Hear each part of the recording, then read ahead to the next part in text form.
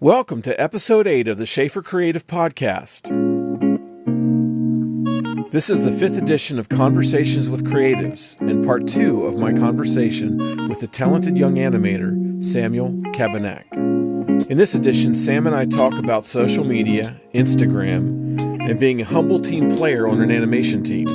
Plus, Sam will share his story about meeting his animation hero, Glen Keane.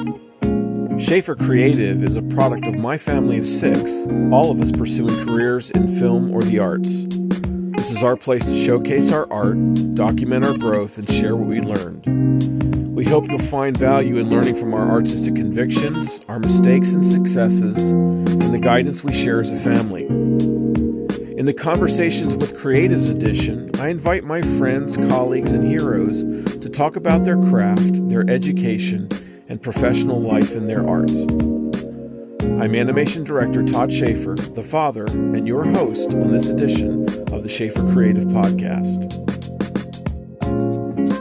So when did you start posting stuff on Instagram? Is that the only place you post? Yeah. I'm also posting on a blog, but it's more my best stuff, kind of. It's really the link that I'm sending to studios that want to see my work. Okay, so it's your own personal website. Yeah, Instagram is just like stuff that I'm doing every day, and this blog is more.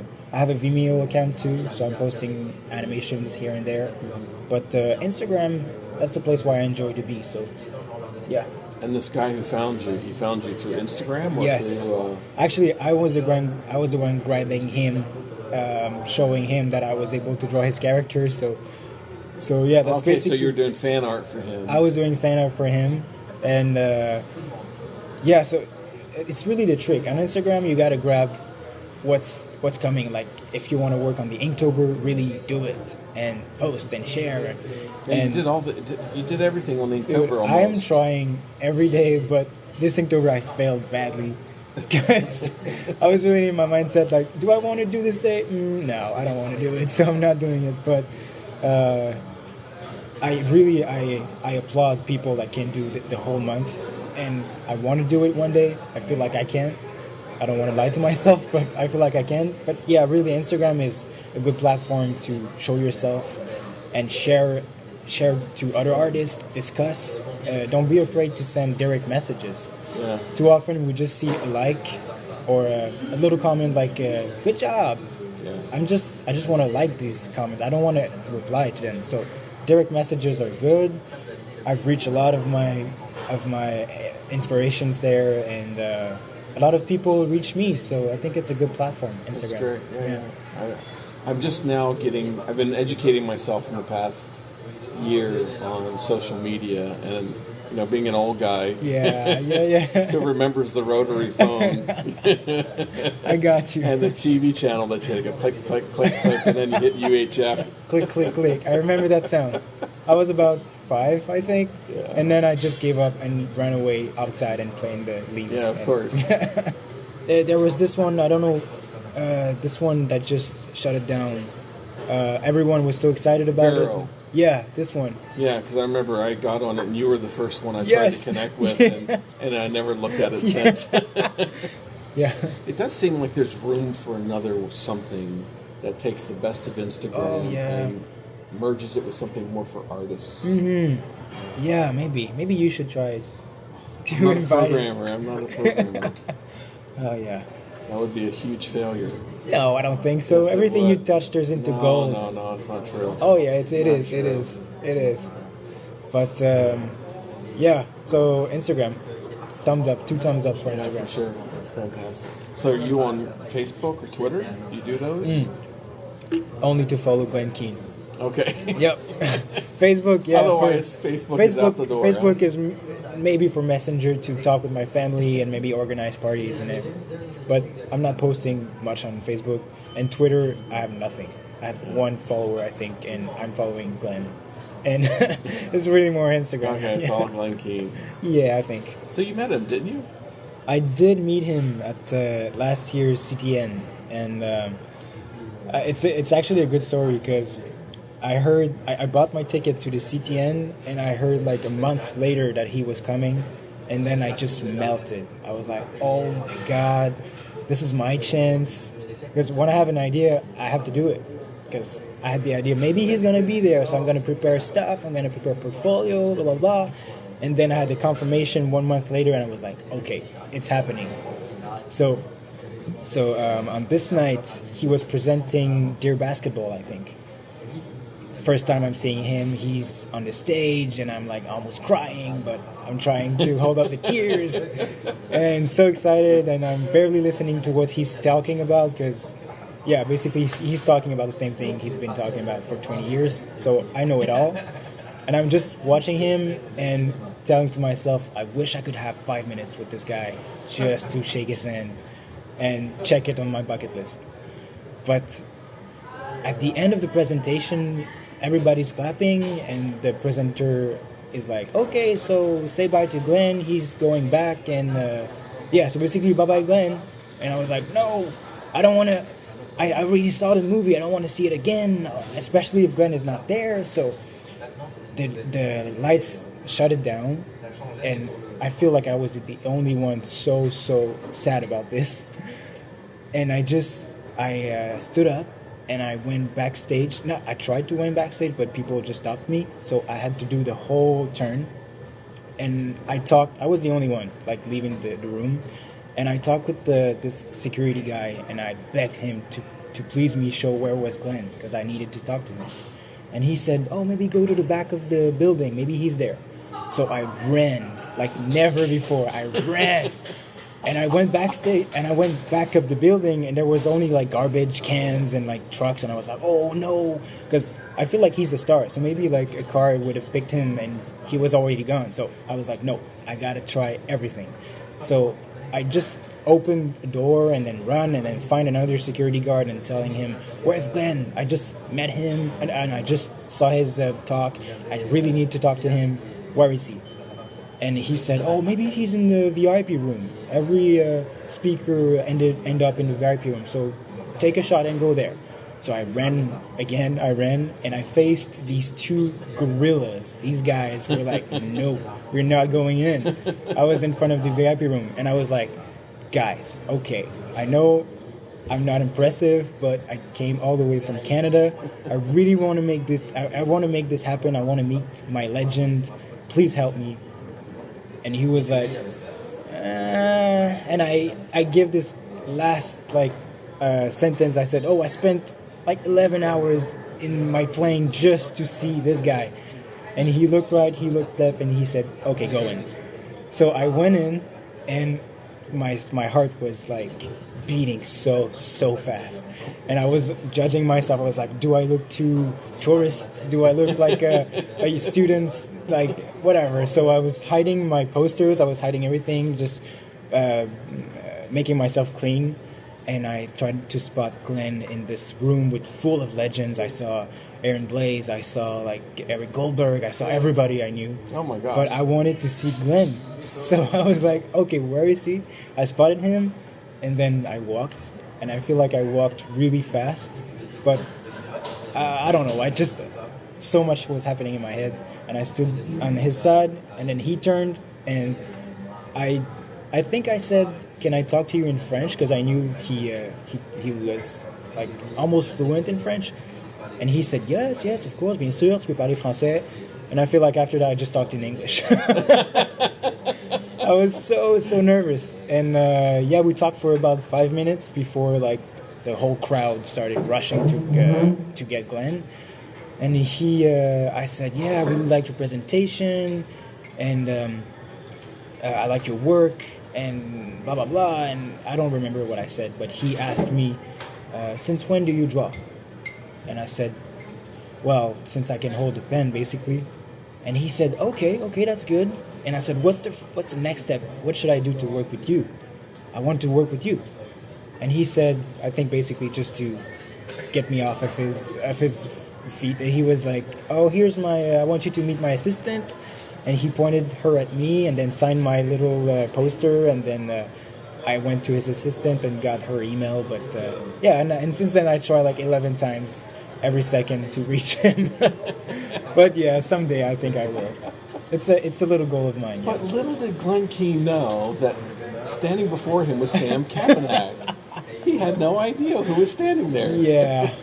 I think at the time I wasn't really impressive. But still today, I think I would just melt in front of him. He's so impressive and so good at what he's doing that it's a force of nature. Yeah. And it's not every day that you're meeting this kind of guy. Yeah. That's true. I mean, but you know, I look at your work, Sam, and I'm impressed. I'm impressed with where you've come from and the maturity of your work and where it's going and what you're able to achieve, because you've already got a language that inspires people.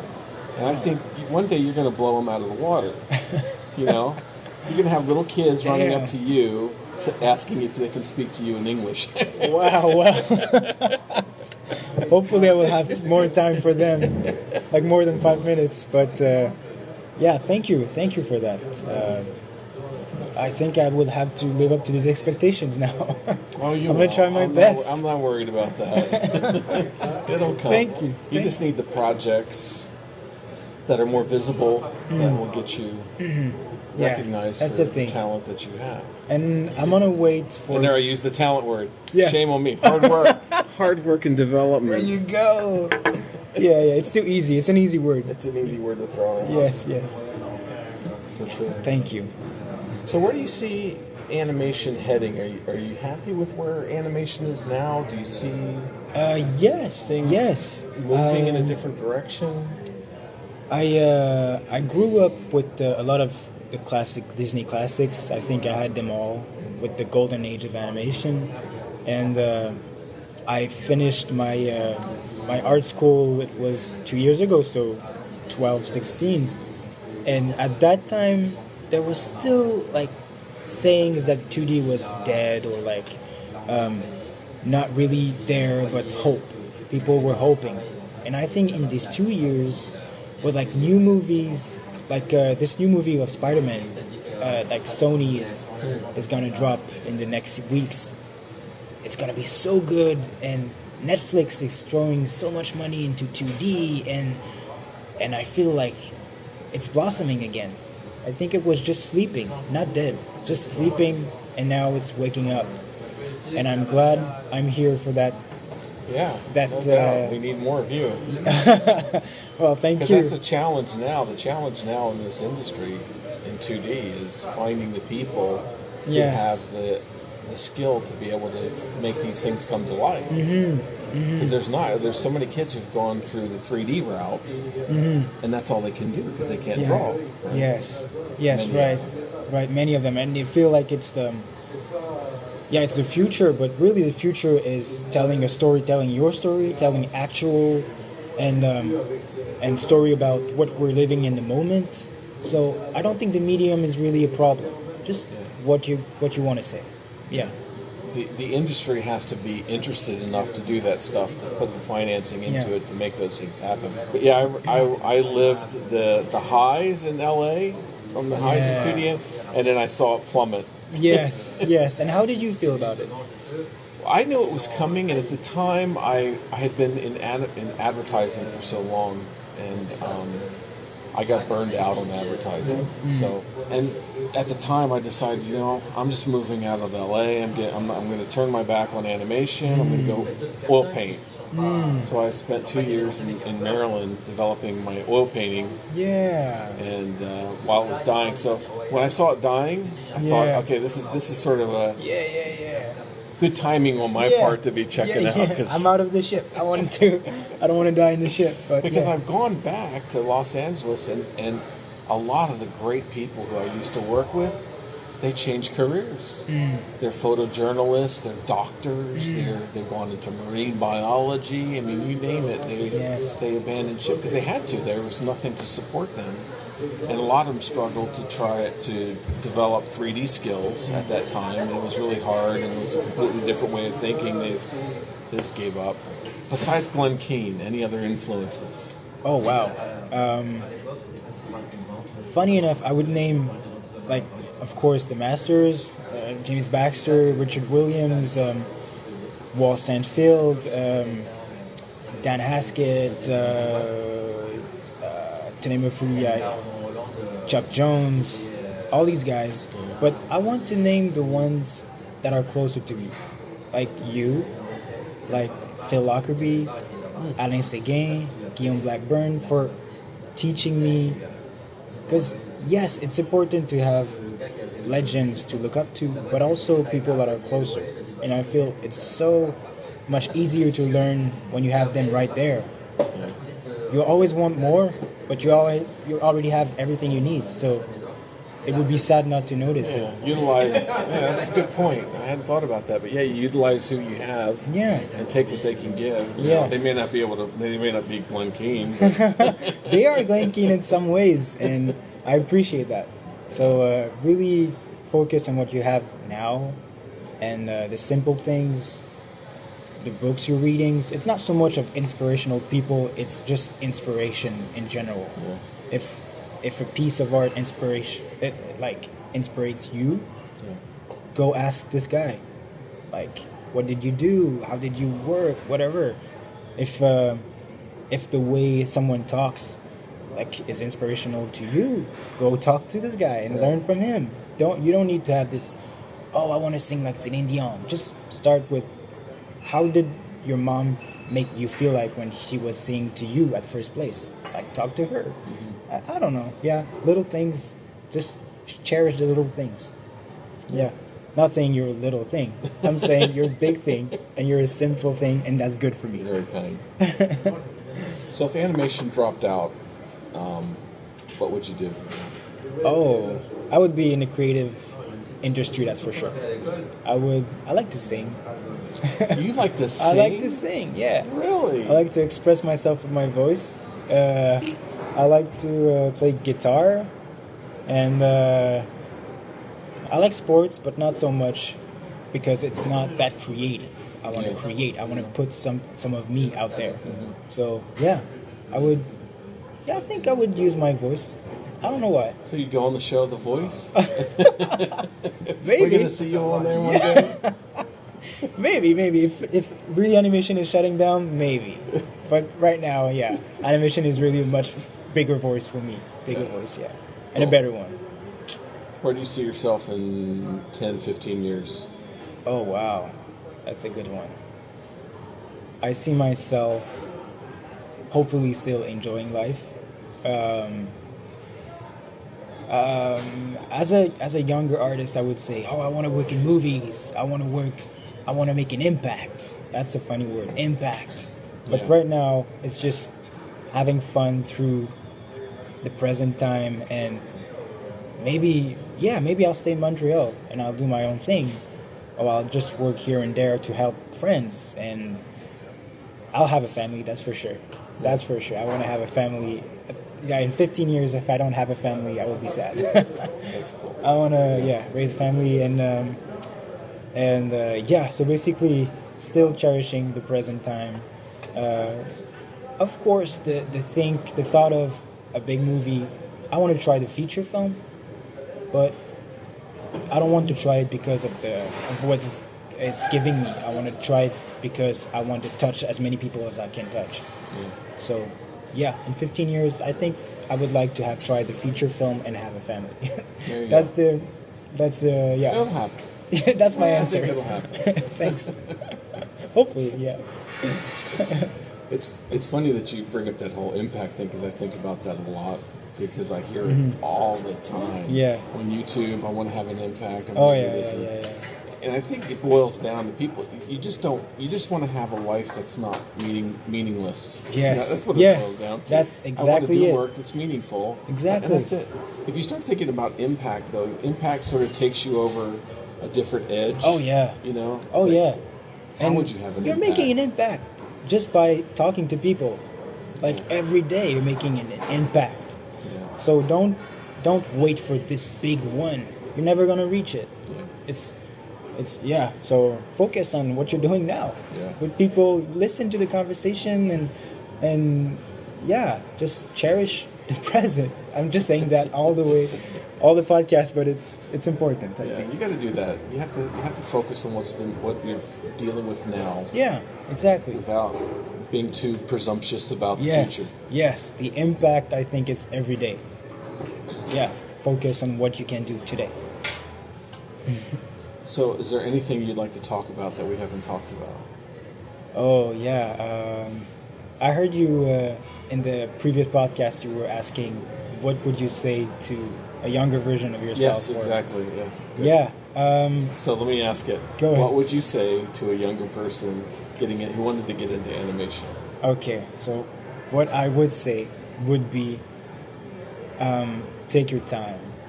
Take your time. Stop talking. Just shut the F up and listen. Work hard, but yeah, most importantly, listen with your ears, but not only with your ears, listen with your eyes, listen with your hands. When you talk to somebody, don't look for a better person to talk to. Don't look to your phone. Listen to this person, especially when you're young and you want to learn. Mm-hmm. It's too easy to just want to prove yourself and talk and say, oh, I would do that differently. No, you don't know anything, dude. Just listen to the masters, and when you read a book, don't look at your phone. Read the words and read it until you get them. When you watch a movie, don't half watch it. Throw your phone away, because the phone is really the problem. Yeah. I think these days, because we want everything to go fast and we have the feeling that we're missing something when you're not doing it. Or don't think about what am I missing. Think about what I have. Yeah, so that would be it. That's great advice. Thanks. Yeah, I would say take your time and don't expect to grow as fast as you think you're going to grow. It's so ironic, because as much as you take your time, actually, you're gonna go faster at the end if you take your time. Don't think about what am I missing. Yes, think about what I have. Yes, yeah. And so that would be it. Yeah. In order to get faster, you got to take your time. That's funny. And there was good advice that they be quiet and listen.